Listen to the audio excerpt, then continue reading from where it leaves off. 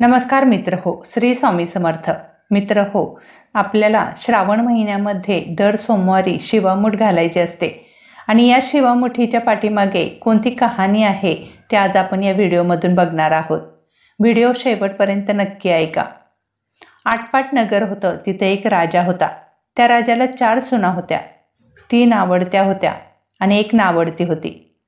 आवडत्या सुनांचा तो चांगला प्रतिपाळ करी. नावडतीला जेवायला उष्ट, नेसायला जाडं भरडं, राहायला गुरांचं बेड दिलं होतं. गुराख्याचं काम दिलं.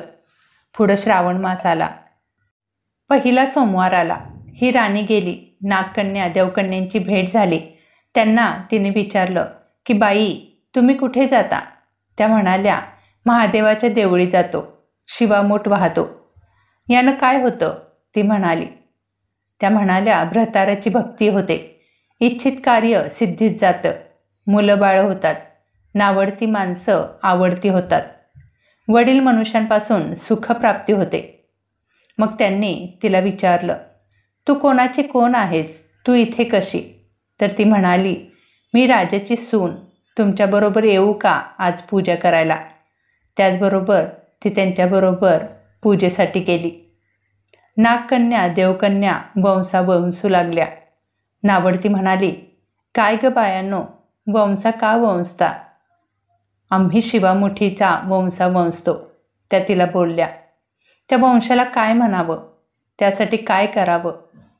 त्या म्हणाल्या, मूठ चिमूठ तांदूळ घ्यावे, शिवराई सुपारी घ्यावी, गंध फुलं घ्यावे, 2 बेलाची पानं घ्यावी, मनोभावे शिवांची पूजा करावी, हाती तांदूळ घ्यावे आणि तोंडाने शिवा शिवा महादेवा, माझी शिवामुठ ईश्वरा देवा, सासू सासऱ्या दिराभावा, ननंद जावा, भ्रतारा नावडती आहे, आवडती कर्रे देवा, असे म्हणून तांदूळ वाहावेत.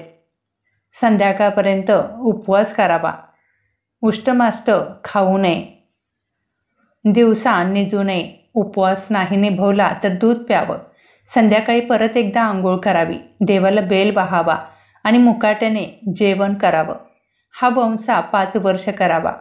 पहिल्या सोमवारी तांदूळ, दुसऱ्या सोमवारी तीळ, तिसऱ्या सोमवारी मूग, चौथ्या सोमवारी जवस आणि 5व्या सोमवारी, जर 5वा सोमवार आला तर सातू शिवामुठीकरिता घेत जावे.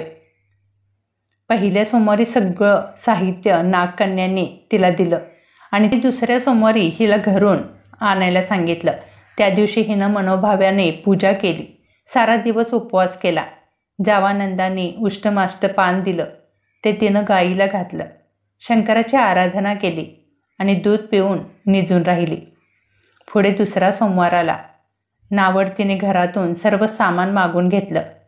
पुढे रानात जाऊन नागकन्यांबरोबर मनोभावाने पूजा केली आणि शिवा शिवा महादेवा, माझी शिवामुठ ईश्वरा देवा, सासू सासऱ्या दिराभावा, ननंदा जावा, भ्रतारा नावडती आहे, ते आवडती कर्रे देवा, असं म्हणून तिने तीळ वाहिले.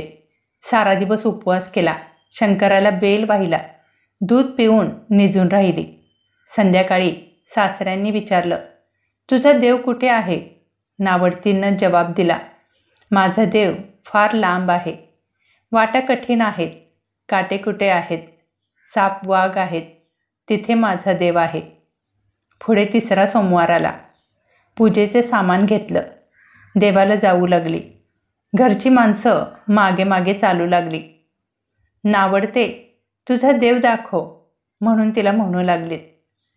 नावडतीला रोजचा सराव होता. तिला काही वाटलं नाही. यांना काटेकुटे पुष्कळ होऊ लागले. नावडतीची दया आली. आजपर्यंत रानात कशी येत असेल कोण जाणे. नावडतीला चिंता पडली.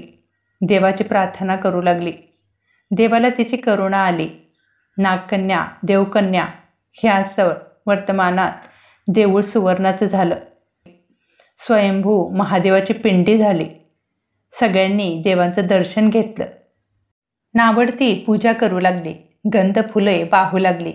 नंतर मूग घेऊन शिवा शिवा महादेवा, माझी शिवामुठ ईश्वरा देवा, सासू सासऱ्या दिराभावा, ननंदा जावा, भ्रतारा नावडती आहे ती आवडती कर रे देवा, असं म्हणून शिवाला वाहिले. राजाला मोठा आनंद झाला. नावडतीवर प्रेम वाढलं. दागिने ल्यायला दिले. त्याने खुंटीवरती पांगोटं ठेवलं होतं. तो तळ पाहायला गेला. नावडतीची पूजा झाली. पूजा झाल्यावर सगळी माणसं बाहेर आली. इकडे देऊळ अदृश्य झालं. राजा परत आला. माझं पांगोटी देवळी राहिलं होतं. मी तिथे अडकून ठेवलं होतं. मी ते आणायला जातो, असं म्हणून तो देऊळ मंदिराच्या दिशेने जातो. बघतो तर काय, तर ते मंदिर एका परत होतं त्या छोट्या रूपामध्ये झालेलं होतं आणि तिथले जे मोठं मंदिर होतं ते अदृश्य झालं होतं. राजाला आश्चर्य वाटतं. तो म्हणतो, खरंच नावडती, तुझी देवावरची श्रद्धा खूप होती म्हणून देवाने हा चमत्कार केला होता. नंतर नावडतीने देवाला प्रार्थना केली आणि राजालाही देवाचे दर्शन झाले. आणि अशा प्रकारे नावडतीसुद्धा राजाची आवडती झाली. सासू सासरेही आनंदित झाले. आपल्या सुनेमुळे आपल्याला देव भेटला म्हणून त्यांनी तिला पालखीत घालून घरी आणलं. नावडती होती ती आवडती झाली.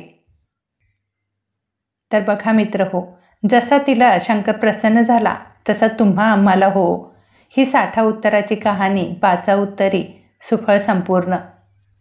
तर बघा मित्र हो, आपण श्रद्धेने आणि मनापासून एखादी भक्ती केली, पूजा केली तर ती देवापर्यंत नक्की पोहोचते. याचंच हे उदाहरण आहे. तुम्हाला कहाणी कशी वाटली मला नक्की कमेंट करून सांगा.